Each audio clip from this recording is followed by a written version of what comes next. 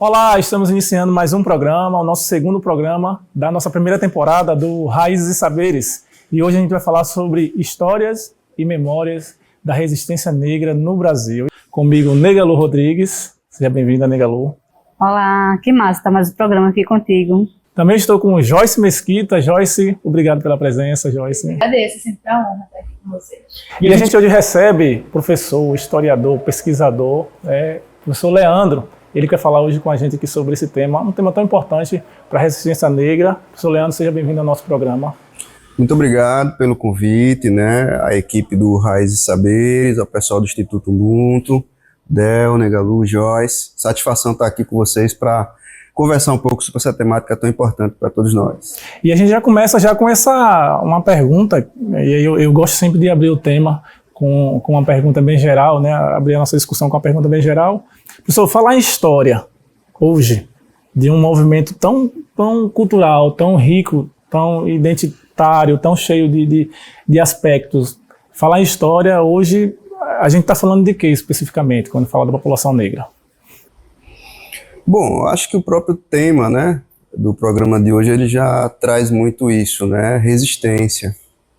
Né? Quando a gente vai falar da história e cultura afro-brasileira, é uma história de luta, de resistência, por tudo que o povo afrodescendente, né, passou e vem passando na atualidade. Então, mas não só uma resistência, mas conquista. Então, uma opressão que, através de uma resistência, chegamos a várias conquistas, né, que atualmente estamos percebendo, mas que temos muito ainda a continuar lutando e conquistando. E falar em conquista, né? A sua fala traz é uma palavra muito bonita, né? Que é continuidade. E Joyce, ela tá aqui com a gente, não é à toa, tá? E representa essa continuidade, né, Joyce? Até porque você hoje está num doutorado, né? Também fazendo pesquisa de história. E aí o professor fala sobre essa continuidade, de continuar lutando, continuar buscando. Qual a importância, então, dessa continuidade? A gente não chegou lá ainda. Como é que tá a nossa esperança nesse sentido? Acho que, como eu disse no outro programa, né, no anterior, acho que é muito essa questão da narrativa, né? Acho que cada vez mais, e com acesso também à educação de pessoas, né, mais marginalizadas, de comunidade negra, pessoas indígenas e tudo mais, eu acho que novas narrativas estão sendo construídas, não só no campo da história, né? Eu acho que em todas as áreas, assim. Eu acho que, como o professor disse, né, a gente já caminhou bastante. Acho que a gente já conquistou muita coisa, mas ainda falta muita coisa também, né? Tem muito caminho ainda a ser percorrido. Eu fico pensando assim, qual é a importância, de fato, assim, né, de revisitar essas narrativas, né, para entender agora o presente. Consegue compreender a pergunta? Qual é a importância da gente revisitar esse processo histórico, né, essa narrativa do passado, né, que respinga e que a gente vive hoje aqui no presente? Bom, a gente tem que compreender o próprio conceito de história. Eu acho que foi logo no início que Del trouxe essa questão, eu fui por um outro caminho. Mas, olha, o conceito de história, ele é muito distorcido na atualidade. Muita gente fala de história e pensa, o estudo do passado, a história, os acontecimentos, né, o que já aconteceu, as pessoas, os personagens. Mas quando a gente fala de história, história não é sobre o passado. História é sobre o presente. História enquanto ciência, né, quando análise. O presente é que determina justamente essas narrativas do passado. As pessoas, através de suas necessidades do presente, vão buscar no passado construções de uma narrativa, de acontecimentos de uma história para justificar esse presente. Né? Então, quando a gente fala, como o Joyce colocou aqui, de narrativas, né? O passado ele é utilizado como jogo político, né? De que passado a gente quer contar para que possa justificar o que a gente quer para esse presente. Aí a importância de uma história e cultura afro-brasileira, por exemplo, porque vai justamente fazer com que narrativas que foram esquecidas, né, excluídas dentro de uma perspectiva do passado para que tipo de presente a gente quer, possam ser trazidas de volta para uma compreensão maior da sociedade, da sua própria história, trazendo uma consciência histórica que vai fazer com que os indivíduos dentro dessa sociedade percebam as relações sociais e de poder que eles estão inseridos. Existe uma dificuldade visível que a sociedade, eu digo, quem não está envolvido nessa linguagem mais academicista, mais de saber o que é cada metodologia, mas existe alguma diferença que a gente pode assinalar para história e memória, ou é a mesma coisa? Quando a gente fala de história, a gente está falando de memória, e quando a gente está falando de memória, a gente está falando também de história. Assim. Bom, esse conceito que eu trouxe de história é um conceito mais científico, né? O história enquanto ciência. O que é a história enquanto ciência? É quando você vai fazer uma construção de um passado, mas essa construção não é qualquer construção. É uma construção baseada em evidências, em fatos, que o historiador, a historiadora vai fazendo essa relação, essa conexão para construir um passado, que não é qualquer um, é um passado baseado em evidências, né? E as memórias são experiências, né, que as pessoas, individualmente ou coletivamente, passam durante a vida e que querem trazer essa experiência para o presente. Aí a grande questão das memórias é que há escolhas, né? Por exemplo, tem pessoas que escolhem esconder certas partes do seu passado, né? Só trazem para o presente o que convém. Aí a mesma coisa acontece com um grupo social, com uma instituição, com um Estado. Aí essas memórias, elas são utilizadas dentro das próprias narrativas históricas, como uma ferramenta da própria construção da história e consciência. Né? A gente sabe que o mundo científico ele tem vários problemas, e durante muito tempo ele esteve a serviço, ainda está, de certa forma, de interesses políticos de grupos dominantes. Então, que tipo de história a gente quer contar? É a busca de certas escolhas desse passado para que tipo de sociedade a gente quer no presente. Essa palavra consciência que o professor Leandro traz, porque às vezes a gente tá no movimento, a gente está na luta ali do dia a dia e às vezes também na luta mesmo enquanto grupo identificado mesmo com as causas, mas a gente não chega para essa consciência de que a gente tem que ser protagonista dessa luta, né? É um outro, né, com todos os outros conceitos e preconceitos sobre a nossa existência que vai contar um pouquinho sobre essa história, né, Joyce? Eu acho que, e aí já pensando um pouco no que eu venho pesquisado, né, desde o do mestrado, essa questão da escravidão no Brasil mesmo, né? Até a década de 80, assim, a história da escravidão colocava o escravizado naquele lugar muito da subalternidade, né? Do negro que abaixa a cabeça, que não questiona, né? Que não resiste de certa forma, ou que traz mais essa perspectiva do negro que, o negro não fica só, o escravizado, no caso, né? Não fica só submisso, né? Ele desenvolve as táticas de resistência e tudo mais. E aí, também não só por esse lado do tipo, de pegar em arma, sabe? De lutar corpo a corpo. Não, existem outras formas e outras estratégias que devem ser levadas em consideração, né? Eu acho que é isso que eu tento trazer um pouco também nas minhas pesquisas, quando eu venho falar de resistência. Aí quando eu falo pesquisa sobre resistência negra, as pessoas pensam, já me perguntaram assim, tipo, sei lá, é um escravizado que matou algum senhor? Eu disse, não passa nem por esse caminho, assim, de um confronto físico, né?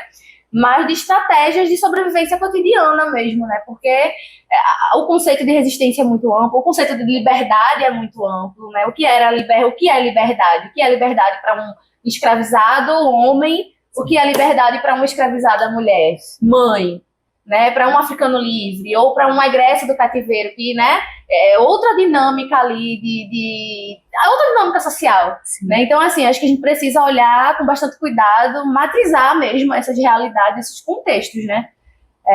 E aí que está a importância dessa nova narrativa, né? De tirar essa população negra, africana e afrodescendente desse lugar de subalternidade ou do 8 ou 80, sabe? Colocar um caráter mais humano mesmo, assim, sabe? Foram e são pessoas, né? Que sentem dor igual a todo mundo, que são felizes igual a todo mundo também. Enfim, são vários contextos, né, que devem ser levados em consideração. Acho importante trazer essa humanização. Isso, né? isso. Porque por muito tempo, né, foi tirado essa ideia deles humanos, né, mas deles animais, né? Ficaram, né, essa perspectiva. E eu fico pensando, professor, como é que os povos escravizados, eles resistiram, né, a esse sistema escravocrata desde o início. Não sei se você pode trazer um pouquinho dessa perspectiva da resistência mesmo, né? Bom, a gente tem que dividir um pouco essa história, porque são vários momentos que tiveram formas diferentes de atuação desses sujeitos históricos, né? E em contextos, né, espaços e períodos diferentes. Por exemplo, já no contexto do continente africano, do outro lado do Atlântico, você já tem essa resistência. Uma resistência ao aprisionamento, ao cativeiro, grupos que vão, né, lutar, né, de uma forma ou de outra para evitar essa travessia, para evitar a captura. Então isso já vai acontecer do outro lado. Então quando começa o sistema escravista mesmo, desde que pisa o primeiro escravizado africano no Brasil, já começa a resistência. Tanto é que a gente já no início, inclusive é interessante falar isso porque quando a gente fala do sistema escravista atlântico no Brasil, né, ele começa em Pernambuco, né? É uma das coisas que a gente desenvolve um pouco assim, que às vezes foge um pouco essa responsabilidade, né? Se fala muito dentro de uma circunstância nacional. O Brasil tem que fazer isso, mas os estados também, principalmente aqueles estados que tiveram essa proximidade, né, com o sistema escravista. Pernambuco, a gente tem em números hoje, no Recife foi o terceiro maior porto do Brasil que recebeu escravizados africanos, mas até um certo período, Pernambuco, Recife foi primeiro em números, né, e foi o pioneiro nesse processo. E isso se deve a um colonialismo, né, a questão da produção açucareira aqui, que já foi uma invasão, um extermínio indígena, e a partir disso uma demanda dessa mão de obra escravizada no continente africano para trazer para cá. Então você vê que a própria história pernambucana, que se fala bastante, né, que às vezes até de uma forma ufanista, traz uma perspectiva de nós fomos fantásticos em Pernambuco, a única capitania que deu certo. Mas deu certo a base de muitos escravos. Deu certo para quem, né? Esse é o primeiro ponto. Aí é onde entra a questão das narrativas históricas. Deu certo para quem? Né? Para os indígenas, os escravizados africanos que estavam vindo também. Então, não deu, né? Assim, foi um sistema que foi se constituindo, né? Então, quando a gente fala isso, né, o primeiro, né, que chega aqui no Brasil, que foi em Pernambuco, já começa um tipo de resistência, que vai se dar de várias formas, né? Desde não querer trabalhar, desde agir de forma, né, uma resposta à própria violenta que estava sendo exercida contra ele, uma revolta, uma fuga. Quando a gente vai trabalhar as primeiras comunidades quilombolas nesse processo de colonização, a gente vai ver que é desde o início, né? Na América Espanhola, né, no que seria a América Portuguesa, os primeiros naufrágios de navio trazendo escravizados do continente africano, eles já desembarcam aqui, já procuram, fogem, já criam comunidades, então formas de existir fora daquele próprio sistema que eles já estavam inseridos de forma obrigatória.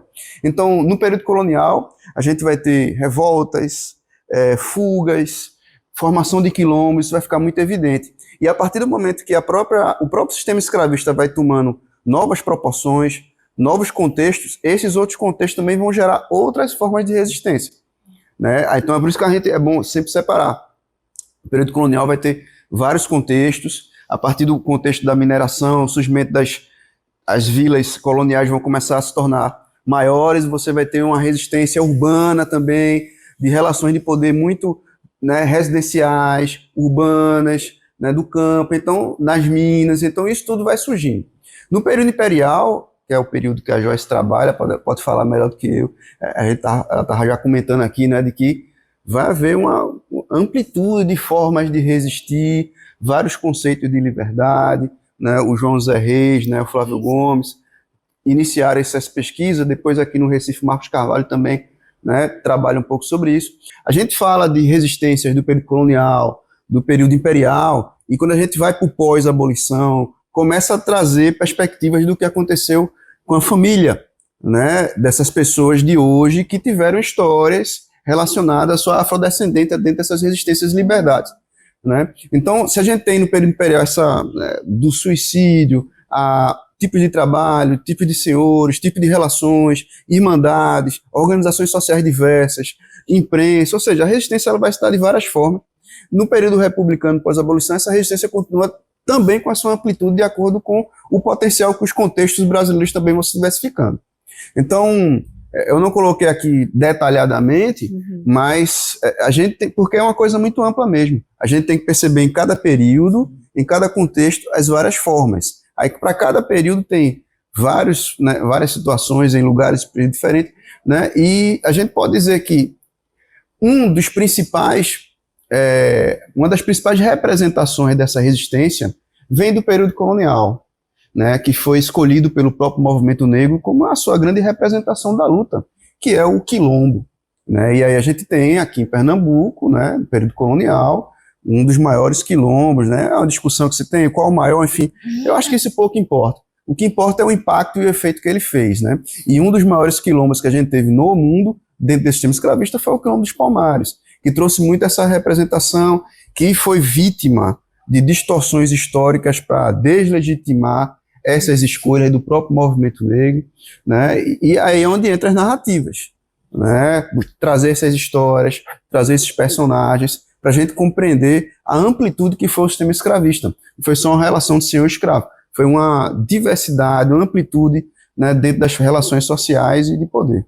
Eu quero só destacar esse tópico do quilombo, né? A gente deixar esse tópico aqui guardado. No próximo bloco a gente voltar a falar sobre ele. Estamos chegando ao final desse nosso primeiro bloco. No segundo bloco a gente retoma essa conversa do quilombo para a gente entender um pouco sobre essa organização. Então a gente volta já com o nosso segundo bloco aqui do Raízes e Saberes.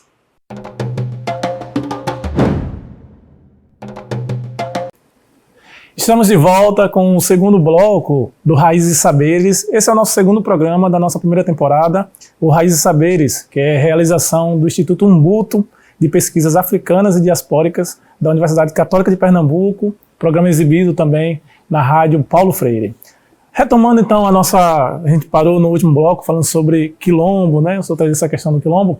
E hoje um termo que se usa muito, professor Leandro, é o termo aquilombamento, né? Então, assim, eu queria saber, assim, qual a sua opinião sobre de que forma que o quilombo de Zumbi dos Palmares, né, que é uma das grandes referências que a gente tem aqui, principalmente aqui em Pernambuco, como que essa estrutura de quilombo, como é que ela ajuda a população negra, ajuda essa população a entender o que vem a ser esse processo de aquilombar-se, né, de se juntar, se organizar.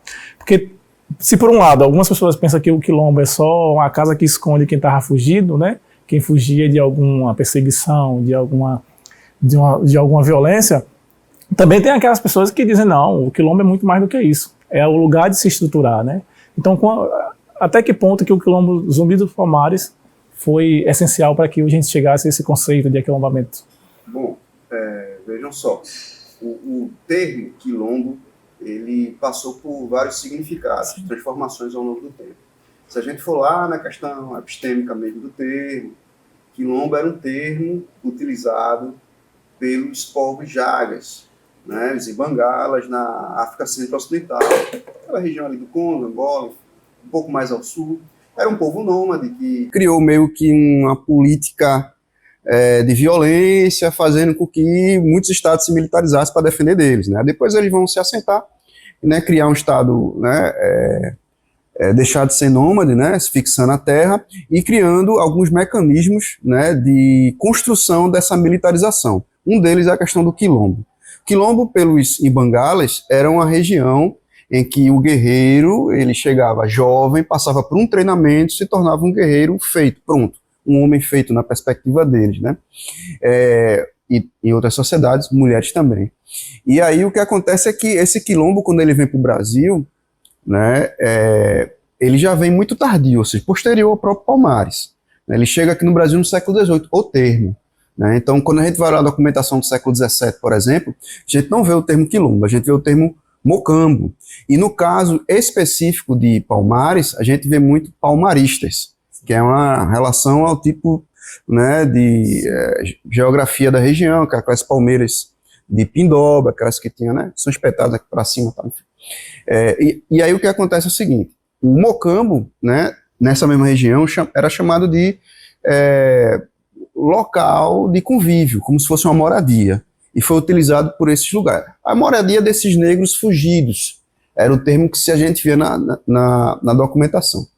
A questão do quilombo chega dentro de uma questão mais militarizada. Já no século XVIII, no início mesmo, né, na virada do 17 para 18, na documentação já aparece o termo quilombo como algo militar, né, não mais uma moradia, um lugar onde tem negros que estão lutando, que querem lutar contra a gente, que estão criando um exército. Então a gente já tem essa transformação.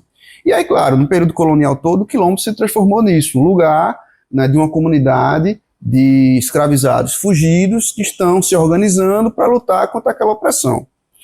No século XX, a gente tem uma transformação muito significativa nesse termo, é onde entra a questão do quilombismo. A gente tem tanto o Abdias Nascimento, que contribuiu para o início dessas discussões, como a Beatriz Nascimento. Inclusive, a Beatriz foi fantástica, porque muito do que ela produziu em escritos sobre esse termo foi utilizado para as novas ideias de certificações das comunidades quilombolas que vêm aí no século XXI. Enfim. Quem é que produz a história? Quem é que produz o conhecimento histórico? Tinha deixado de ser os institutos para ser as universidades, né? Mas quem é que faz isso dentro das universidades? Tem pessoas de representação na universidade que faz isso? Então, primeiro passo, colocar essas pessoas dentro da universidade. Os alunos, primeiro com os alunos, depois com os professores, cargos de direção, coordenação e por aí vai. Para a partir disso, a gente ter uma forma mais eficiente de transformar essas narrativas e essas narrativas chegar na sociedade. Se a gente for olhar até recentemente, por exemplo, eu estou lá na Federal, né, faço doutorado em comunicação, e o programa lá é coisa de 2 anos para cá, começou a trazer os alunos, né, os orientandos, e tanto da graduação como da pós-graduação, começaram a trazer questões relacionadas à questão social para pesquisar. Na pesquisa acadêmica é recente, assim, então não se tinha. Então o professor ele já sabia o que é que ele ia pesquisar. Tanto que aquela famosa coisa, olha, se você vai pesquisar num programa de pós-graduação, veja o que é que o professor fala, como se o que ele falasse fosse servir para a vida toda. E hoje em dia não, eles mesmo dizem, olha, a demanda hoje é outra. A demanda hoje é questão racial, é questão mesmo de gênero, é questão relacionada ao machismo. Então, assim, a academia está tendo também que se adequar a essas novas discussões, né? Essas novas formas de dizer. E aí a pesquisa de Joyce, eu acho que ela pode até falar um pouco para a gente, né? Não é só ser o negro falando, né? Mas é o negro falando sobre o negro, porque senão a gente tem eu sempre acho que existe um momento lá inicial no chão da escola, né? A educação básica, né? Que é aqueles livros de história que falavam sobre tudo, né? Joyce chega e fala assim, eu vou falar sobre Luísa, né? Luísa como protagonista, né? E o que é que representa Luísa, Joyce? Primeiramente, assim,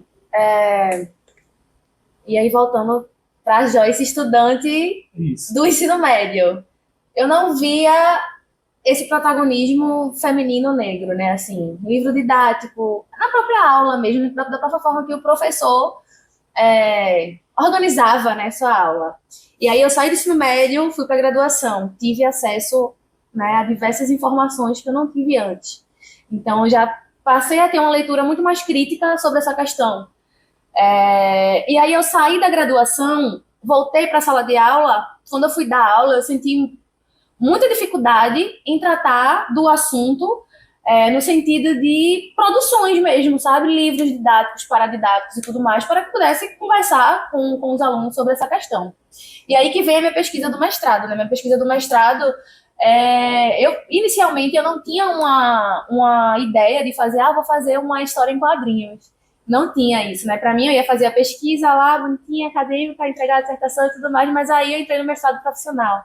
Então, a gente precisa fazer um produto, né, que seja aplicável ao mercado profissional. E aí foi um insight, assim, eu disse, não, vou tratar do assassinato dessa escravizada, que foi uma mulher que viveu no Recife na segunda metade do século XIX, uma mulher que foi morta pelo seu senhor, e aí esse senhor foi levado a julgamento, não só por uma vez, por 2 vezes, e das 2 vezes ele foi inocentado por um júri igualmente branco e igualmente composto, majoritariamente não, totalmente composto por homens, que possivelmente também eram senhores escravizados, né? Então ele foi inocentado e com uma desculpa totalmente esfarrapada, né? Que ele disse que ele não assassinou a escravizada, ela morreu porque ela era histérica, né? Uma doença aí também atrelada aos estereótipos do gênero. E aí eu fiquei pensando, né? Poxa, uma mulher negra que viveu naquele período, né? que trabalhou como uma cativa doméstica aqui na cidade do Recife. E aí, no período, a gente estava no período de pandemia, acho que um pouco antes da pandemia, ou um ano que despontou a pandemia, assim, estava muito em discussão também a questão de Mirtes, do menino Miguel, do caso do menino Miguel. E aí eu disse, caramba, Mirtes é uma mulher negra, periférica, né, que estava trabalhando, sendo obrigada a trabalhar dentro daquele contexto pandêmico, sendo obrigada a sair de casa para trabalhar na casa da sua patroa lá, né, e aconteceu o que aconteceu e tudo mais. Então, a partir daí eu disse, poxa, eu posso seguir esse caminho de, tipo, ver como que se dá a vivência da mulher negra hoje também, né? Porque existe uma diferença, a gente fala quando pesquisa escravidão, enfim, a gente fala do cativo, do masculino, mas falar da mulher negra também, né? Sobre a mulher negra, como a Lélia Gonzalez disse, Sueli e tantas outras, Sueli Carneiro e tantas outras. Sobre a mulher negra recai 2 tipos de opressão, não só a racial, mas a de gênero também, né? Então é um corpo que ele é duplamente violado pelo machismo e pelo racismo, né? Pelo patriarcalismo e pelo racismo. E aí eu fui pensando muito nesse sentido mesmo, de trazer essa narrativa e de uma forma mais lúdica também, né, a partir de uma história e quadrinhos, para poder ser aplicada e de uma forma também que, assim, ficasse visível que estruturalmente a sociedade ainda permanece racista e sexista, né? Lélia falava isso na década de 80, o texto de Lélia é mais atual que o texto de Lélia é impossível, eu acho, né? Você pega como se tivesse... e aí eu acho que foi muito nesse sentido também, né, qual o espaço que a mulher negra ocupa na sociedade hoje, né? Sim, e aí tem vários viés, né? Porque a gente vai ter o homem branco, depois a mulher branca, depois o homem negro, né? Então, se uma mulher negra não conta, quando ela for encontrar lugar para ela contar sobre a história dela, sobre empoderar para a mulher negra, ela vai ser a última lá da escala, né? E aqui entra a importância dessa perspectiva interseccional, né? Não levar em consideração apenas o gênero, a raça ou a classe, mas entender como que essas opressões, elas se entrecruzam, assim, sabe? Não dá pra gente fazer uma análise assim.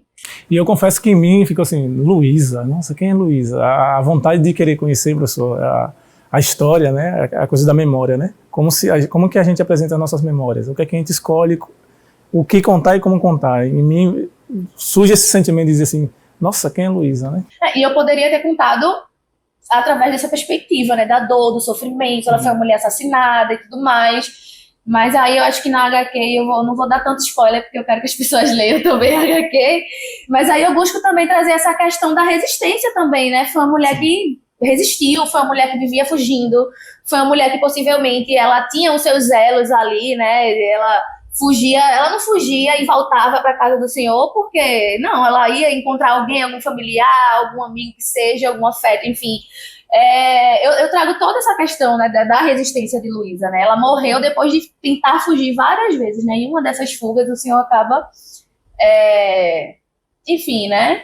Mas eu acho que existem outras questões também da história de Luísa que merecem ser ressaltadas, né? Não só essa perspectiva do sofrimento. Trazendo a história de Luísa, né? E também querendo conversar ainda um pouquinho sobre o Quilombo dos Palmares, tive o prazer de ir lá 2 vezes já, subir a Serra da Barriga, e poder me conectar um pouquinho com essa história, né? Porque, na verdade, hoje o Quilombo dos Palmares, quando eu vou para lá, essa revisitação é de reflexão, né? E a gente, quando chega lá, a gente percebe e a gente sente aquela atmosfera diferente, né?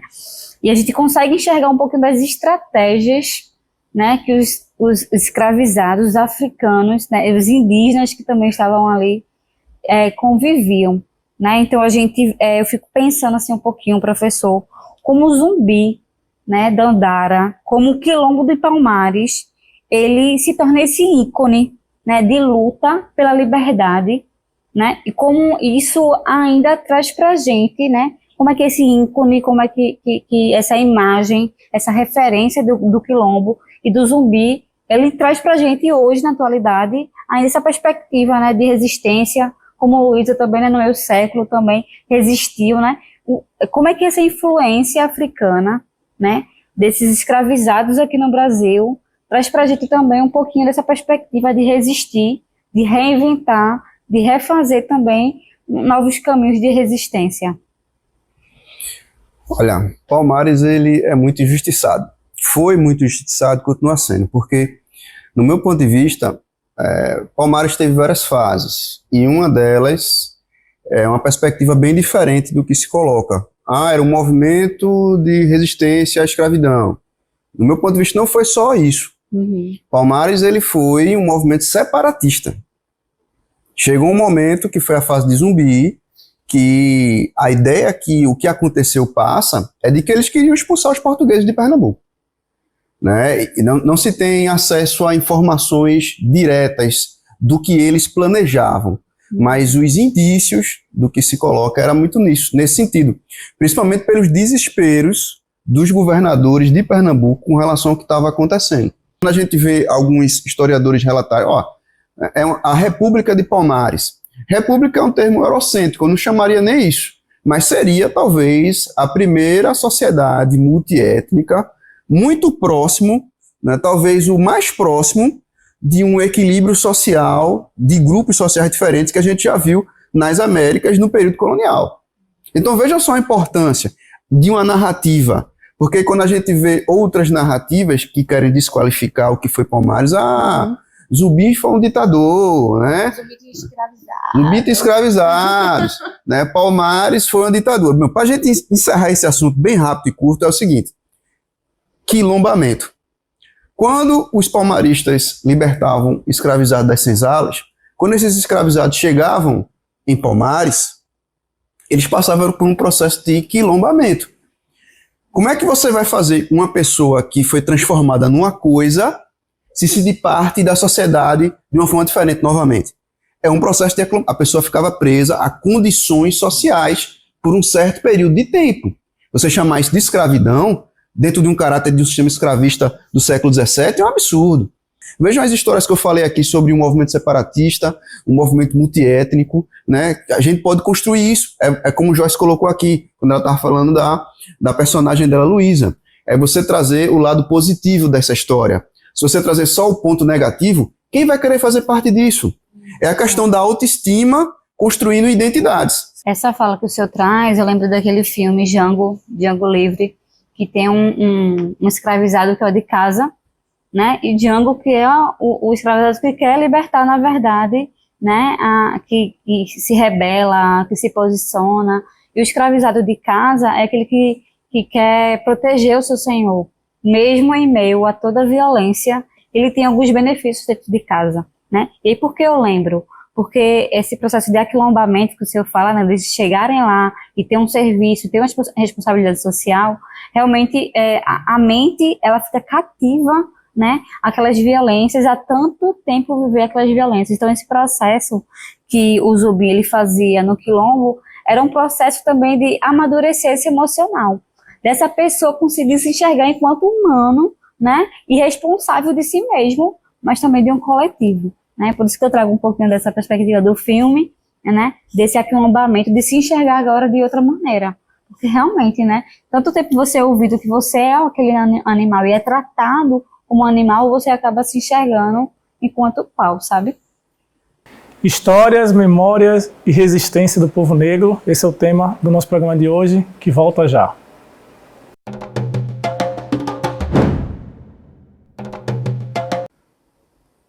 Estamos de volta com o terceiro e último bloco do programa Raízes e Saberes. Hoje tenho a felicidade de estar acompanhado de Negalu Rodrigues, Joyce Mesquita e o professor Leandro, que veio para cá nos ajudar, nos ensinar, dar uma aula para a gente aqui sobre memórias, histórias, tudo que diz respeito a esse processo de ressignificação e de significação também do movimento negro aqui no Brasil. E aí, assim, eu penso muito ali naquela região de Casa Amarela, né? Acho que Campo Grande, Casa Forte, você entra nas casas, então são casas que têm dependências de empregadas, né? Bem, é o que a gente vinha falando aí no primeiro bloco, né? Que tipo de consciência histórica ela tem da sua própria história ou da história da sociedade que ela está inserida. Uma coisa que os portugueses fizeram muito bem aqui no Brasil foi hierarquizar a sociedade. Eles construíram uma sociedade hierarquizada e que essa hierarquia proporcionava cada uma delas certos privilégios, de acordo com o seu grau social, né? E isso foi permanecendo, né? A gente sabe que na história do Brasil, A gente não teve uma ruptura com os sistemas sociais de poder que foram se implantando. Pelo contrário, da colônia para o império, por exemplo, as estruturas coloniais elas foram reforçadas nas relações de poder, nas hierarquias. A mesma coisa do império para a república. A gente teve, né, o próprio golpe republicano de 1889 já foi para evitar qualquer tipo de mudança daqueles privilegiados e tal. Então, essas estruturas foram permanecendo e se consolidando dentro de uma ideia, que era uma ideologia de superioridade social. As pessoas, para se sentir melhor do que outras, né, elas não só aplicavam um poder político ou um poder econômico, mas um poder sociocultural. Então, toda aquela estrutura de sociedade tinha um protagonista. Quem tivesse próximo daquele protagonista era mais importante. Quem tivesse mais distante era menos importante. Isso foi a hierarquia que os portugueses foram fazendo, desenvolvendo. E a grande questão do brasileiro, dentro dessa construção, não basta você ser feliz. Você tem que ser melhor que o outro. E aí, falando isso, dentro de uma sociedade escravista, quem é esse outro? Quem é que você quer inferiorizar? Porque aí você junta essa hierarquia com, principalmente, o sistema escravista, que já politicamente, legalmente, fez essa hierarquia, já deixou ela pronta para a gente entrar no século XX nesse sentido, mas aí no final do XIX a gente teve um outro agravante nisso, que é as teorias de racismo científico, que cientificamente, socialmente, culturalmente, foi trazido a perspectiva de, além daquela hierarquia, né, naturalmente, os negros seriam inferiores em vários aspectos. Então, você juntando isso, a hierarquia social colonial com o racismo científico e com o início do século XX, a perspectiva de democracia racial, você entra o século XX inteiro, você tem, de um lado, pessoas que vão utilizar todas essas construções para se manterem privilegiadas. Porque o que é o privilégio no Brasil? É um direito que deveria ser de todos, mas que só é de poucos, fazendo com que isso se torne privilégio. A partir do momento que aquele direito começa a ser de todos, ele deixa de ser um privilégio. As pessoas deixam de se sentir importantes, deixam de ser melhor que o outro.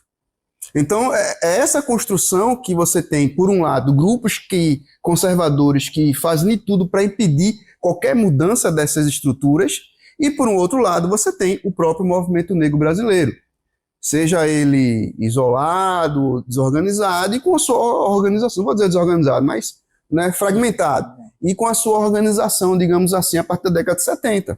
Né? É uma luta justamente nesse sentido. E aí, para realmente desfragmentar essas construções sociais de poder, a educação. A professora Valdenice José Raimundo, né, ela fala muito da gente pensar a África como um continente. O que é que na maioria das pessoas fazem? A África como um país, né? Então, a tendência é eu diminuir a África cada vez mais, a tendência é a gente, né? Ah, não, africano. Africano de quê? Ah, daquele país lá que saiu uma foto na guerra que o menininho estava bem, né? Numa situação bem deprimente e tal. Então, essa é a África que querem vender, né? E esquece que a África é um continente, assim como o continente americano, asiático, a África é um continente. Para não fragmentar tanto a história do povo negro, Joyce, eu queria te perguntar mesmo, assim, qual a importância hoje de fazer parte ou de ter uma universidade que tem um instituto que fala sobre questões de pesquisas africanas, né? A gente está falando da questão acadêmica, a questão de trazer isso para os livros, mas trazer com consciência, né, do que a gente está falando, assim. Qual a importância de estar falando de um espaço que tem hoje um Instituto Umbuto, por exemplo, e as pessoas perguntam, o que é isso? Né? Não está sofrendo parte desse espaço, mas também ser parte desse instituto. Primeiramente, é me ver representada e sair daquele não lugar, né? Porque eu acho que não só comigo, mas a maioria, todas as pessoas negras, pretas, quando entram na universidade, se sentem muito naquele não lugar, né? Pô, será que eu estou no lugar certo? Será que eu me encaixo aqui? Já sabe que não se encaixa, porque por muito tempo eu senti esse não pertencimento, né? E aí, eu acho que muito desse meu pertencimento a seguir uma carreira acadêmica, inclusive, veio muito não só do Umbuto, né, mas também do NEABI, que é do Núcleo de Estudos Afro-Brasileiros e Indígenas, né? Eu acho que esses espaços me potencializaram. E eu acho que também, muito no sentido de, não só de eu me ver representada na sigla, né, NEABI, Instituto Umbuto, mas nas pessoas que fazem parte daquilo, né? E aí você falou Valdenice, e Valdenice, para mim, é um exemplo assim, de tudo que eu quero ser. Eu brinco com ela, digo, rapaz, se eu for metade do que a senhora conseguiu ser assim, eu tô satisfeita. Porque, assim, realmente você não vê pessoas negras ocupando lugares de poder, né? Você entra em qualquer universidade, quantos professores negros você tem? Quantos professores negros você teve na sua graduação? Não, e as disciplinas de afrodescendente, afro, né, são as disciplinas que é para falar sobre o povo negro, e na maioria das vezes quem está lecionando são pessoas que não é nem que, eu não estou nem querendo que seja negro, eu estou falando de pessoas que um professor de psicologia que nunca teve contato sequer com, não teve o compromisso com essa Exato. E eu acho que isso ainda é um movimento muito recente, como eu falei, acho que no outro episódio também, né? Acho que veio muito depois ali de 2005, 2006, 2007, naquela política mesmo de fazer o filho do pobre acessar a educação de qualidade. A gente estava comentando aqui, né, sobre o aspecto cultural, enfim, o imaginário social. Por exemplo, a cota, né, tanto para acesso à universidade como para serviços públicos, né? Você está fazendo um novo imaginário social. A partir do momento que você tem pessoas se formando, e essas pessoas que se formam dentro, né, da representação afro-brasileira, essas pessoas se formando em várias áreas que você não tinha ninguém, né, afrodescendente ocupando esses espaços, já começa a transformar o imaginário. Se você vê negros que estão sendo engenheiros, médicos, advogados, juízes, professores, né, psicólogos, né, nas áreas mais diversas da sociedade, que se criou o imaginário de que o negro não era para isso, o negro é só para aquilo. Então, quando você desfragmenta isso, explode isso, e começa a mostrar pessoas ocupando todos esses espaços, já é uma forma de você remodelar esse imaginário, essa perspectiva que as pessoas têm. Aí muita gente fala, mas olha, tem muita gente com preconceito, com racismo. Claro que tem, é o Brasil, né? A gente tem que perceber a nossa construção social. Mas o fato de incomodar já é uma perspectiva que as coisas estão acontecendo, porque muita gente está sendo incomodada. E as próximas gerações que vão vir já vão se sentir menos, porque já vão estar em um outro tipo de imaginário social. E assim vai. É uma questão, né? A gente não pode... É claro que a luta tem que ser contínua, né, e bem consistente, mas a gente não pode também achar que quase 400 anos de escravidão vai acabar em 20 e poucos anos, né, de um governo que era um pouco mais progressista. É uma coisa de longo prazo, geracional, né, e por isso que as pessoas diminuem ainda mais as alterações dentro da política educacional, porque o quanto mais adiarem isso, mais vai demorar para isso tudo se reverter.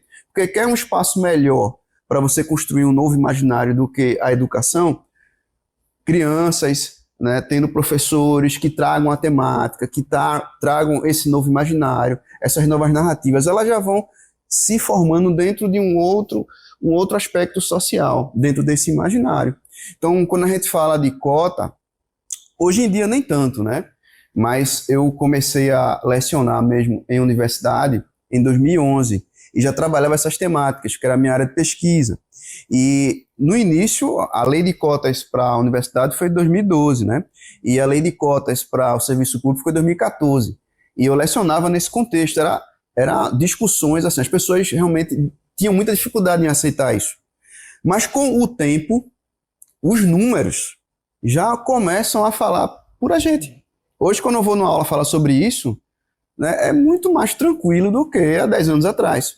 Porque as pessoas que passaram por aquilo, que mostraram para a sociedade o quanto aquilo realmente foi importante, para a gente já estar nessa situação atual, já mostra o quanto a gente não precisa mais estar tanto discutindo aquilo numa sala de aula, né? Ou seja, discutindo no sentido de tentar convencer, porque os números já estão convencendo, né? Então, isso é uma questão de longo prazo, né? Então, quando a gente fala da importância de trabalhar essas temáticas, né, a importância de você modificar os currículos, trazer outras narrativas. Eu dei aula no semestre passado, por exemplo, a uma turma de letras, e era uma turma mista de educação para relações étnico-raciais. Aí tinha letras, filosofia, matemática, né? Eu vim trazer várias autoras e autores afrodescendentes, ninguém conhecia. Ou seja, a gente ainda tem uma deficiência grande no ensino médio, né? As pessoas chegam na universidade e não conheciam Conceição Evaristo. Isso para mim é uma coisa absurda, porque não tem mais nada que Conceição Evaristo precisa fazer para ocupar uma cadeira da BL, né? A gente sabe. Então, assim, elas não conheciam, então é uma deficiência. E quando eu fui trabalhar com o pessoal de matemática, né, eles também não conheciam a etnomatemática, que vem sendo desenvolvido já pelo pessoal lá da Unicamp, inicialmente. Então, assim, ainda há muita deficiência, ainda há muita discussão. As pessoas precisam conhecer muito e muito mais. Não, por isso, essa questão. Quanto mais conhecimento, mais as pessoas vão se deparar com o que não conhece o novo, né, partindo para quebrar seus próprios preconceitos. A Unesco, quando ela foi criada em 1946, foi muito nesse sentido, né? Através da educação, do conhecimento e da ciência, fazer as pessoas conhecerem outras realidades além do que elas estão inseridas para poder a justiça social para a sociedade ser mais harmoniosa nesse sentido. Então, o conhecimento, um novo conhecimento, na verdade, através dessas normas normativas, do novo imaginário, novos currículos escolares, novos currículos universitários, incluindo temáticas que durante muito tempo foram excluídas, para as pessoas perceberem que a realidade que elas vivem é muito maior, muito mais diversa do que elas imaginam. Só assim a gente vai ter a longo prazo, claro, uma sociedade muito mais compreensiva nesse sentido, sobretudo étnico-racial.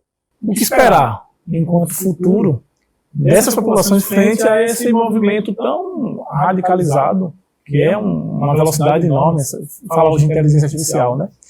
E aí, uma segunda pergunta é, pensando daqui a alguns anos, qual será o papel da história nisso tudo? Assim? Sobre a inteligência artificial, é mais um mecanismo, né, de dominação. Ela nem é inteligente nem é artificial, né? Ela é programada por alguém, né? Então a gente já tem um problema aí. Quem é esse alguém? A gente vem num momento aí de eleições presidenciais, né, de posse, né, do presidente norte-americano, que trouxe junto com ele justamente isso que você está perguntando. A gente no Brasil estava com um problema, que não se ganhava eleições do executivo sem a bancada cristã. Não tenho nada contra o cristianismo, mas a forma como o cristianismo é utilizado como questão eleitoral é absurda, né?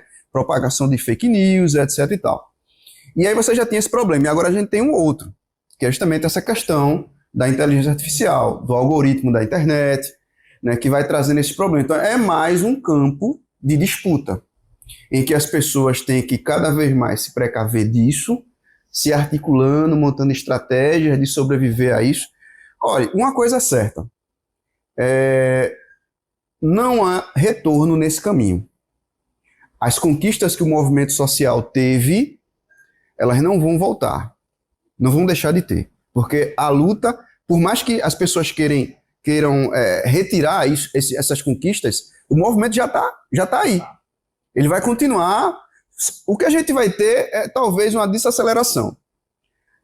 Lutar para não perder o que conquistou, né? Ao mesmo tempo continuar conquistando. Mas a luta ela vai continuar, o movimento ele vai continuar. Eu acho que o movimento negro brasileiro ele está muito consolidado, né, para o que ele já foi. Ele está ocupando espaços mais gerais, mais diversos. Quando a gente fala instituição como a nossa Unicap, a gente já tinha o NEABI, né, agora tem o Instituto Ubuntu, a gente tem a BPN, né, Associação Brasileira de Pesquisadores Negros, que faz uma intercalação com tudo isso. Então, dentro do mundo intelectual, que é justamente o mundo que constrói essas narrativas, né, a gente está bem consolidado.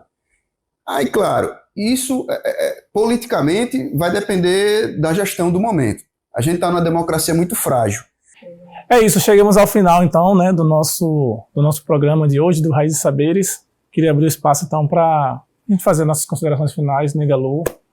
Queria agradecer, professor Leandro, mais uma vez, Joyce, com a gente, e a Del por esse espaço também, dessa troca, né, fantástica que a gente traz aqui, e reflexões também profundas. É isso, obrigada. Joyce Mesquita. Eu também agradecer a oportunidade de novo de estar aqui. É sempre muito bom, e agradecer ao professor, que ele deu uma aula aqui pra gente, aprendi muita coisa. Muito leve, muito gostosa. Leandro, obrigado mais uma vez. Espaço, se oferecer suas considerações também. Eu que agradeço, né, a equipe aí do Raízes e Saberes, né, Del, Negalu, a Joyce, né, a equipe do programa, os bastidores, Sara. né, e ao Instituto Ubuntu ter promovendo, né, o programa. Satisfação estar aqui conversando, dialogando, né, sobre uma temática, né, deixar evidente que eu sou pesquisador de história da África, né, eu trabalho as sociedades africanas, mas meu mestrado, meu doutorado foi sobre isso. Só que depois que a gente se torna professor, né, a gente sempre fala sobre muita coisa, e essa temática afro-brasileira está sempre relacionada ao tema do continente africano, né, e a gente está sempre discutindo, debatendo. Mas é isso, espero que tenha sido proveitoso, eu gostei muito, né, foi um diálogo bem bacana, sempre bom conversar sobre uma temática tão importante da nossa sociedade. Obrigado. É isso, obrigado pelo carinho, audiência de vocês, até o próximo.